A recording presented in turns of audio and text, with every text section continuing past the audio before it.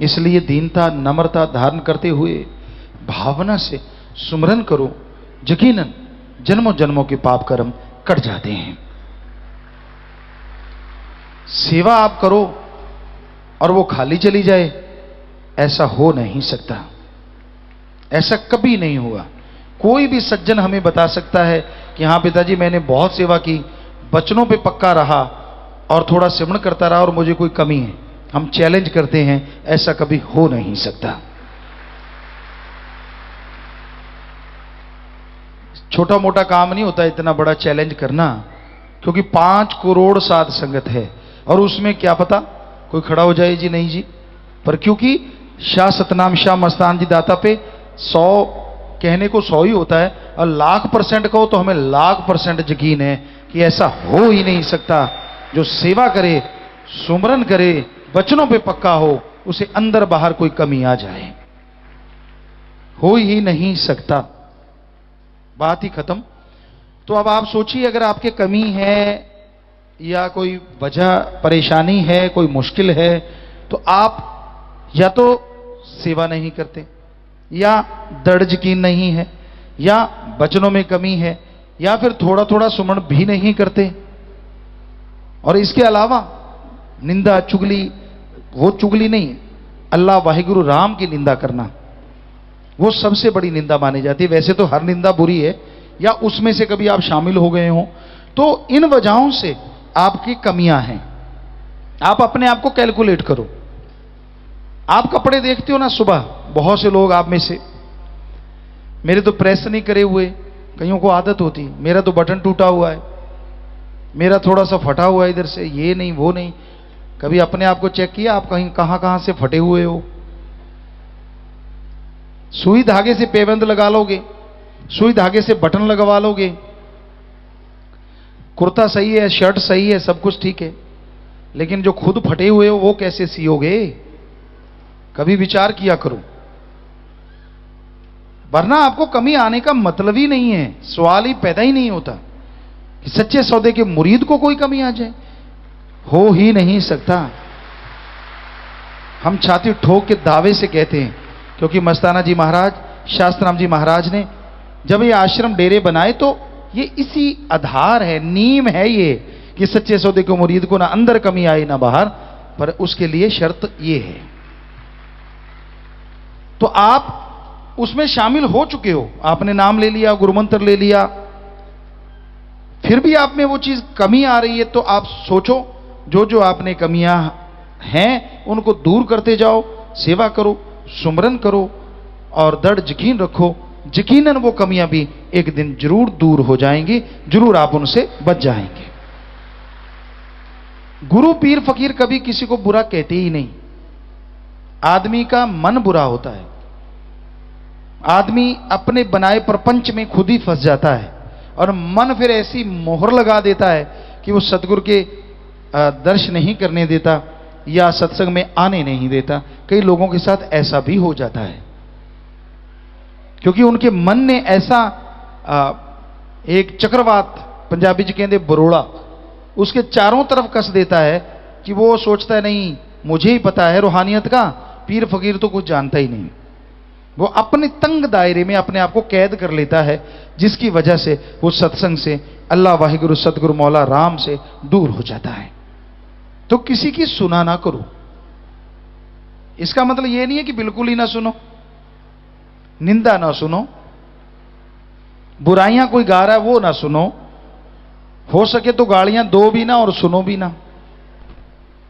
तो ये कहते कि ना सुनो इन चीजों को। सुन लिया, मान लीजिए कहीं निंदा सुनी गई, किसी ने गालियां दे दी वो सुनी गई, कोई गलत बोल रहा था वो सुना गया, तो 5 मिनट सुमन कर लो पानी पी के, उसी समय हिसाब किताब बराबर। जो सुना है उसका फल आपको नहीं मिलेगा, बोलने वाला जाने, करने वाला जाने, पर आप बच जाओगे। बताओ इससे आसान तरीका हो सकता है? 5 मिनट, सिर्फ 5 मिनट। तो बड़ा ही आसान है इस घोर कलयुग में परमानंद की प्राप्ति करना। वचनों को मानना होगा, सुमन करना होगा, वचनों पे चलना होगा। मन मते करोगे भाई तो लेने के देने तो फिर पड़ेंगे ही। और जब लेने के देने पड़ते हैं तब सतगुरु भी याद आता है, भगवान भी याद आता है। कई तो याद करते हैं कि मालिक ये क्या हो गया, कई फिर दोष देना ही शुरू कर देते हैं, तेरे होते मुझे ये हुआ। अरे जिसका तू बना हुआ है उसके जब वचन नहीं मानता तो फिर वो क्या करे। ठीक है, सतगुर के वचनों पे पक्के करो रहो, फिर कुछ हो जाए मुर्शिदे कामिल होने ही नहीं देंगे, ये पक्का है। अब बाप तो जज है, बेटा डाकू बन गया, डाकू बन के वो पकड़ा जा रहा है, सजा हो रही है, कहता मैं जज का बेटा होके मुझे सजा। अब बेचारा जज क्या करे, तू तो बुरे कर्म करके खुद डाकू बन गया है, कर्म तो तेरे बुरे हैं, बाप क्या करे भाई। तो पीर फकीर क्या करे, वो तो दुआ कर सकता है, मालिक से प्रार्थना कर सकता है, पर कर्म तो आपने करने हैं। आप पशु थोड़ा ही ना है जो खूंटे पे बंधे हुए हो कि भाई मैं तो कोई कर्म करूंगा तो जो फकीर कहेगा वही करूंगा, ऐसा तो है नहीं। आप तो खुले चढ़ते हैं, दुनिया में रहते हैं, तो वो दुनियादारी में जब आप रह रहे हैं उस समय आपके कर्म जो आप कर रहे हैं तब तो आप मर्जी के मालिक होते हैं ना। मैं जो करूं सो मर्जी का मालिक, मैं ये करूं मेरी मर्जी, वो करूं मेरी मर्जी। आप बात पे बात आ गई, आपको कई बार सुनाया भी करते हैं कि एक आदमी था, पुराने समय की बात थी, उसके पास घोड़ा था और उस जमाने में लोग घोड़ों पे अपने दाने वगैरह लेके जाया करते थे। तो घोड़े के ऊपर ऐसी बना होता था जिसे बोरा कहें या कुछ भी कहें, सामान डालने के लिए दो साइड में, बीच में ऐसे घोड़ा, तो इधर भी ऐसे बकेट टाइप ऐसे कपड़े का बना होता था। तो उसमें वो एक तरफ दाने डाल रहा था और एक तरफ रेता डाले जा रहा था, एक उधर तसला दाने का, इधर तसला रेते का, इधर तसला दाने का, इधर तसला रेते का। कोई दूर से खड़ा देख रहा था, उसने कहा यार ये क्या कर रहा है। कहते यार 2 मन दाने हैं तो मैं 2 मन दाने डालूंगा इधर, तो 2 मन रेता भी तो बराबर डालना पड़ेगा ना कि बराबर बैलेंस रहे, वरना ऐसे गिर जाएगा। वो समझदार था आदमी, कहते यार 2 मन है, कहता हाँ, तो 1 मन इधर डाल ले, 1 मन इधर डाल ले, घोड़े को 2 मन एक्स्ट्रा वजन नहीं उठाना पड़ेगा, क्या फर्क पड़ता है अगर तू ऐसे कर ले तो।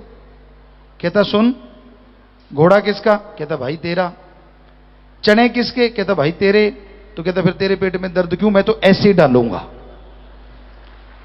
कई ऐसे अड़ियल टट्टू होते हैं, जितना मर्जी समझा लो, मैं तो ऐसे ही करूंगा, और जब पढ़ते हैं लठ, कहता गुरुजी मैं तो तेरा बंदा, भगवान मैं तो तेरा बंदा। अरे तेरी काली गऊ, पीली गऊ, नीली गऊ, तो जब सांड बना हुआ था तब किसका था, तब तो अकड़ता था ना, मेरे को क्या होने वाला है, मेरे को तो कुछ भी नहीं होता, मैंने तो ये कर्म कर लिए, वो कर्म कर लिए, मेरा तो भाड़ बांका नहीं हुआ।